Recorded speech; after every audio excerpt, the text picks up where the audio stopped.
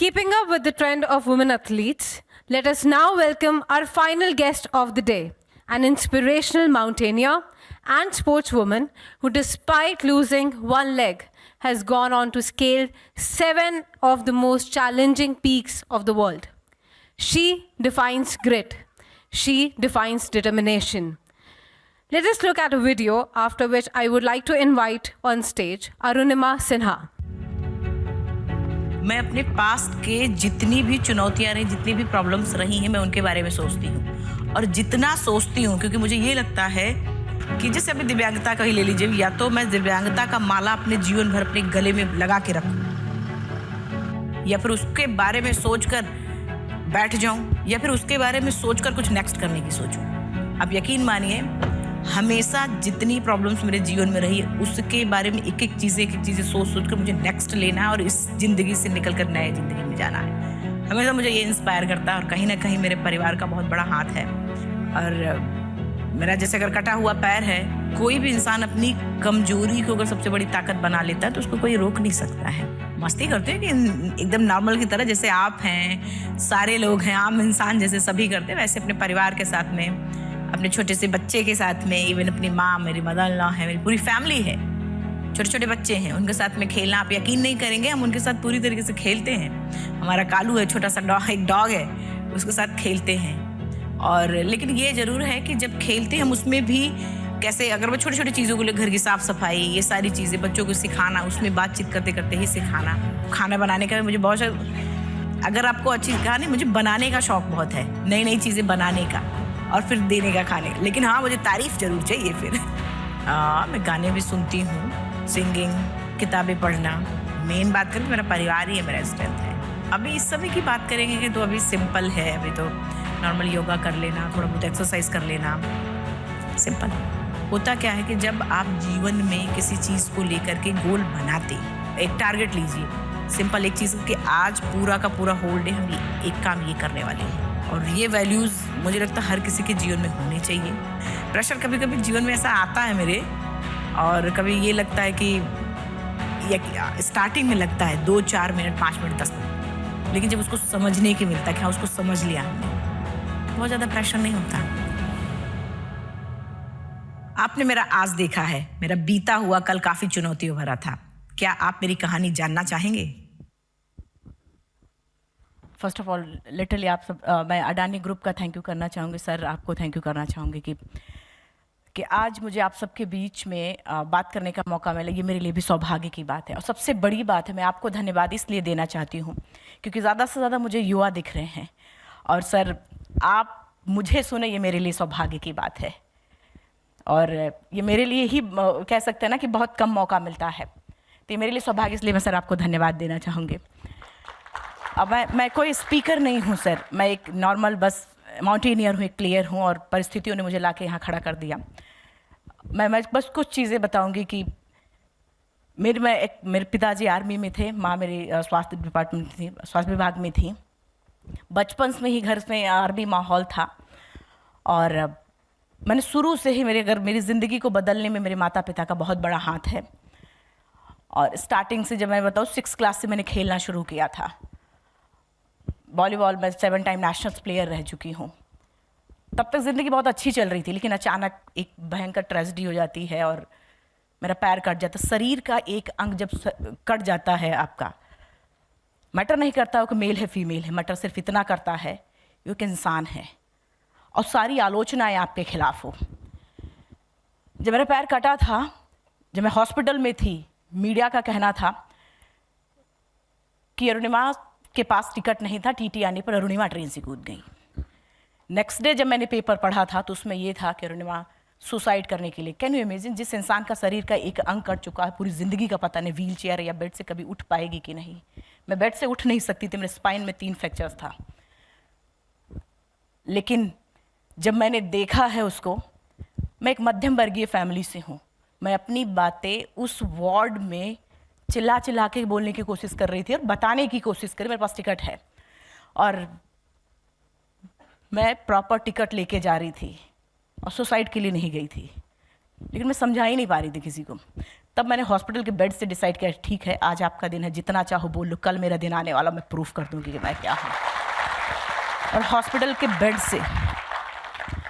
के बेड से डिसाइड किया था लाइफ का सबसे टफ गेम। अब होता क्या है सर, मैंने आपकी पढ़ी है सर, हिस्ट्री पढ़ी है, आपसे भी बहुत कुछ सीखने को मिलता है सर।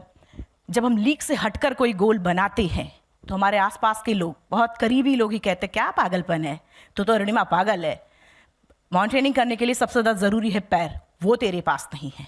लेकिन उनको क्या पता कि सबसे ज़्यादा यहाँ पे जो इंसान यहाँ से अगर दुनिया यहाँ से सोच चुका है तो दुनिया के सारे काम कर सकता है, और जो अगर यहाँ से दिव्यांग है वो कभी भी कुछ नहीं कर सकता है।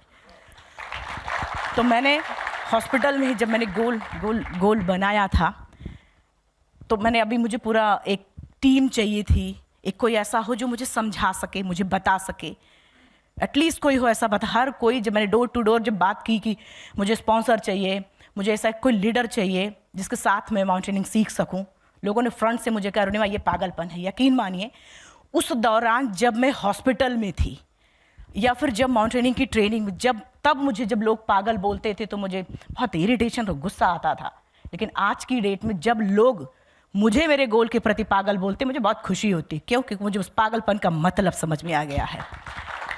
आप यकीन मानिए जिस दिन आपके गोल के प्रति लोग आपको पागल बोलना शुरू कर दें उसी दिन समझ लीजिए आपका गोल आपके बहुत करीब है, कोई रोक नहीं सकता है।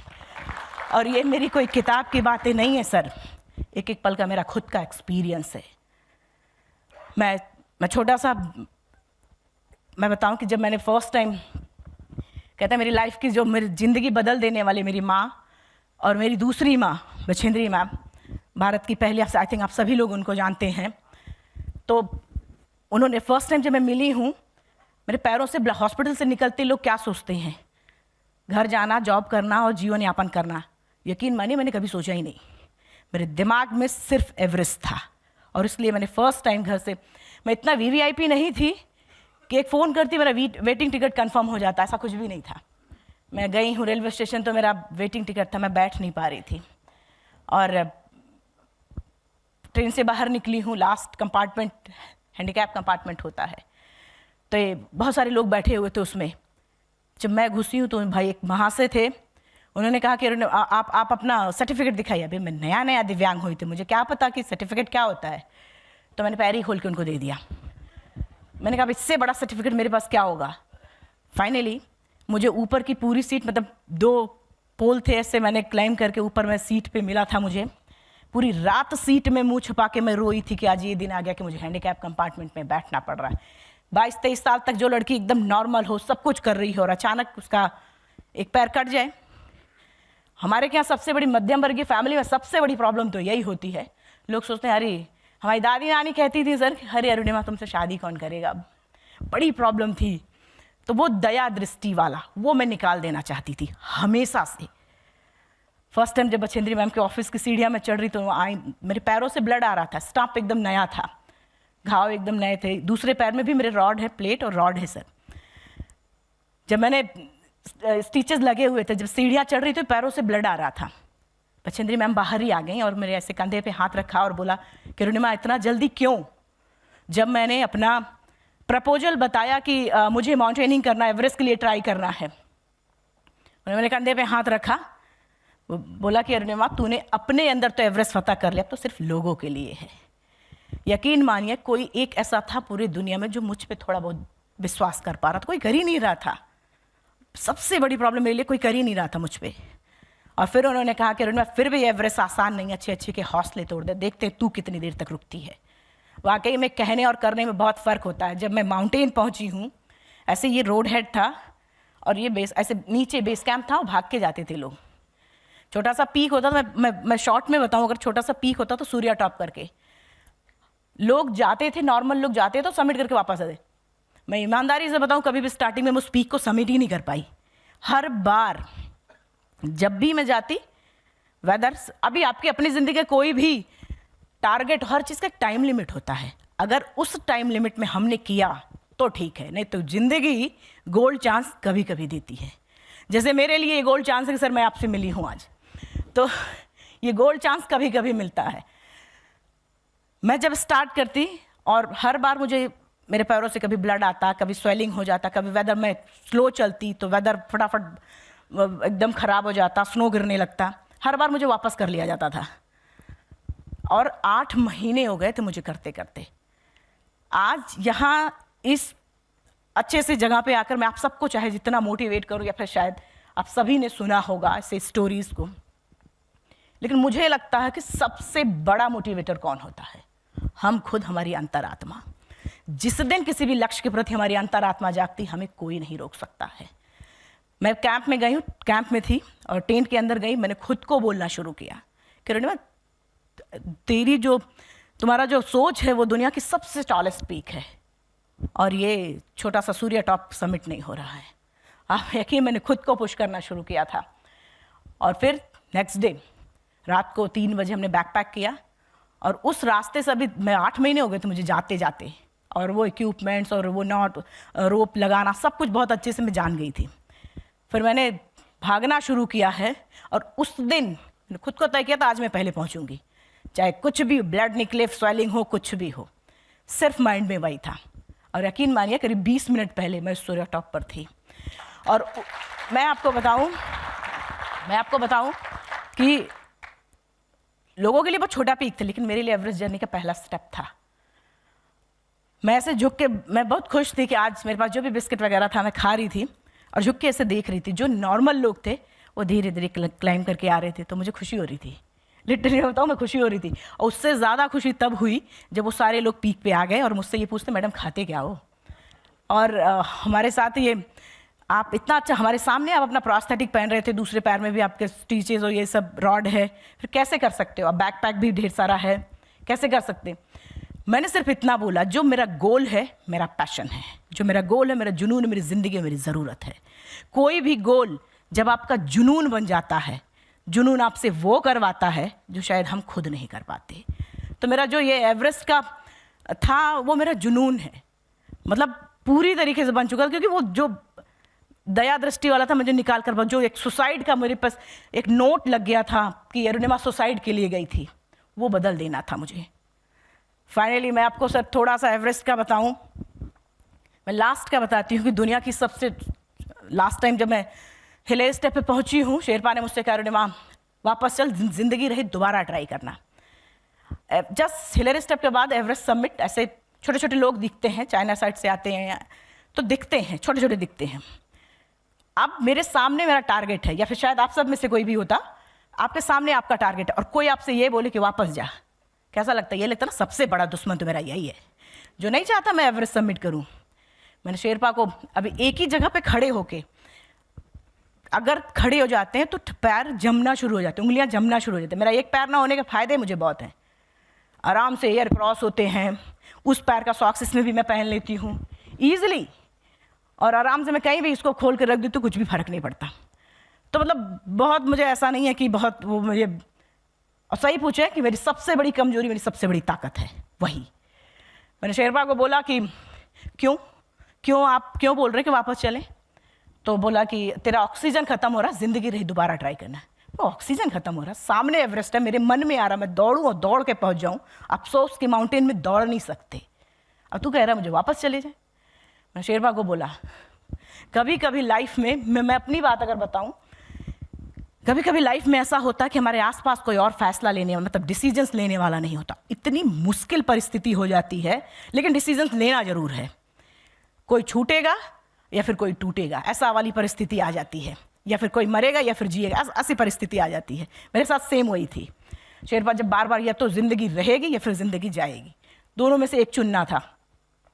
मैं जब इस जर्नी के लिए निकल रही थी तो मेरी माँ ने और बछेंद्री मैम ने मुझे बोला था कि अरुणिमा, जब एवरेस्ट की जर्नी में तुझे लगे कि शायद ये एवरेस्ट समिट नहीं हो पाएगा, तू जहाँ पर भी होना वहाँ पर खड़े होकर हल्का सा पीछे मुड़कर देखना और ये सोचना एक एक कदम चल के तू यहाँ तक पहुँची है। क्या होता है वो मुझे नहीं पता, यकीन मानिए मैं बहुत ज़्यादा सोचती भी नहीं हूँ, बिल्कुल नहीं। जो सामने है बस उसको हिट कर दो। मैंने शेरपा से कहा, ठीक है तू जाना चाहता तो जा, नहीं जाना चाहता मत जा। मेरे पास इतना ऑक्सीजन है कि मैं अपने देश का तिरंगा लगाऊं, रिकॉर्ड इंडिया के नाम ला पाऊँ। सिर्फ इतना बोल करके मैंने, लोगों के फुटप्रिंट्स बन जाते हैं स्नो में, मैंने कहा तू नहीं जाएगा, मैं फुटप्रिंट्स फॉलो कर लूँगी, लेकिन जाऊँगी ज़रूर। और मैं आपको बताऊँ, मैंने फुटप्रिंट्स फॉलो करना शुरू किया, 10-20 कदम चली थी, मुझे पता था वो आएगा। पूरी दुनिया आपके साथ होती है, मुझे पता था वो आएगा। 10-20 कदम मैं चली हूँ, मेरे पीछे चिल्लाता तू मरेगी, मुझे भी मरवाएगी, तुझे कोई फ़र्क नहीं है। सुनाई मुझे सब दे रहा था, लेकिन दिखाई सिर्फ एवरेस्ट टॉप दे रहा था। और करीब 2 घंटे बाद मैं दुनिया की सबसे टॉलेस्ट पीक पर थी, और वो मेरी ज़िंदगी का अनमोल पल है सर। दोनों हाथ ऊपर करके मेरा चिल्लाने का मन करा था कि इतनी ज़ोर से चिल्लाऊं कि सबको बता दूं कि आज मैं टॉप ऑफ द वर्ल्ड पे हूँ। उन लोगों को बता दूं जो लोग ये सोचते, महिला, विकलांग, जो लोग ये सोचते ज़िंदगी में एक बार कोई काम किया, फेल हुए, दोबारा ट्राई नहीं करते। मैं मास्क नीचे किया था, मैंने चिल्लाने की कोशिश की।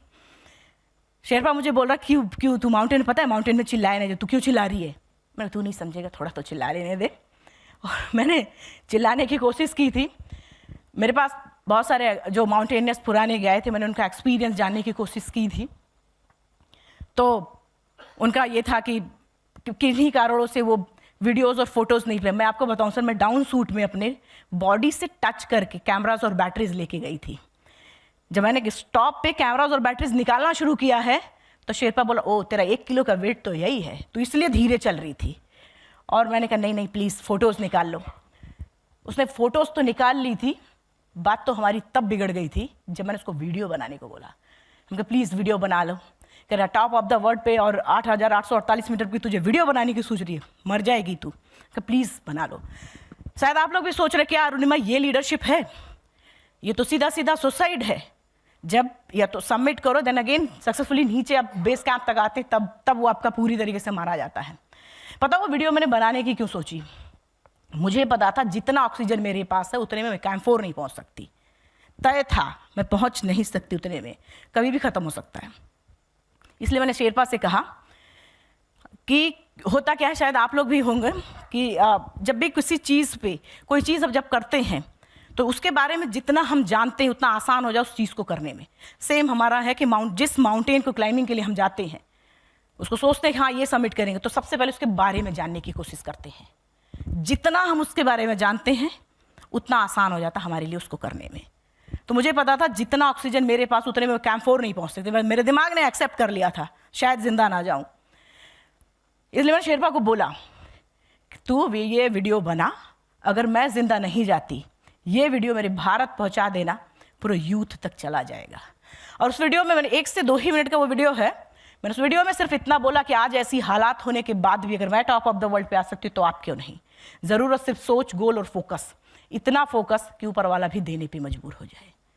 और 2011 अप्रैल को मेरा एक्सीडेंट हुआ था और आज 21 मई 2013 दुनिया की सबसे टॉलेस्ट पीक पर हूँ। कैसे लोगों को लगता है कि अरुणिमा ने अपने इस गोल को, अपने इस मिशन को अपने पैरों से क्लाइम किया, जबकि सच ये था जो मेरा गोल था, जो मेरा मिशन था, मैंने अपने पैरों से क्लाइम ही नहीं किया था। जो मेरा गोल था, जो मेरा मिशन था, मैंने अपने दिल से और दिमाग से किया था। कोई भी गोल जब अपने दिल और दिमाग से आप करते हैं, आपको कोई रोक नहीं सकता है, कोई भी नहीं रोक सकता। खैर मैं देश जब वापस आई थी, यूथ बहुत तेज़ी से मुझसे जुड़ रहा था, तब तय किया कि वर्ल्ड के, मैं ईमानदारी से बताऊं सर कि मैंने ये एवरेस्ट जब किया तो मैंने सिर्फ अपने लिए किया था। मैं ऐसे पता नहीं बोलना ठीक है नहीं, मुझे नहीं पता, लेकिन सिर्फ अपने लिए किया था। मेरा जो कॉन्फिडेंस लेवल था एकदम लूज़ हो चुका था। फिर मैंने तय किया था कि ये एवरेस्ट करने का, लेकिन जब देश वापस आई, लोग बहुत तेज़ी से जुड़ रहे थे, तब तय किया वर्ल्ड के 7 कॉन्टिनेंट 7 हाईएस्ट पीक मैंने सारे सबमिट कर चुकी है। अभी नेक्स्ट मेरा है, बस आज इस हॉल से और आपसे भी सर यही प्रार्थना है कि आप सभी मेरे लिए विश करें कि मैं south pole centre of earth, मैं नेक्स्ट मेरा टारगेट वही है। और आप सबसे यही कि गुड विशेज़ आप लोग मेरे लिए कि मैं देश का तिरंगा साउथ पोल पर भी लगाऊं। और थैंक यू, और थैंक यू सो मच। मैं दूसरा सर कि मेरा बस एक ये मेरा पर्सनल गोल थे, यही मेरा सपना है कि मैं अपनी जैसी और अरुणिमा देश को दे पाऊँ। मैंने ये भी देखा है सर कि चाहे मैं स्पोर्ट्स में कहीं का नाम नहीं लूँगी सर, ऐसी जगह पे हैं जहाँ पे बहुत चैलेंज फेस करने पड़ते हैं हम जैसे लोगों को, तो ऐसे एक इंटरनेशनल मैंने लोगों से आप शेयर भी किया था, एक इंटरनेशनल स्पोर्ट्स अकेडमी जहाँ पे वो बच्चा जाए, अगर जब गेट के अंदर घुसे तो उसको लगे कि हाँ ये हमारा है, यहाँ हमें कोई रोक नहीं सकता है।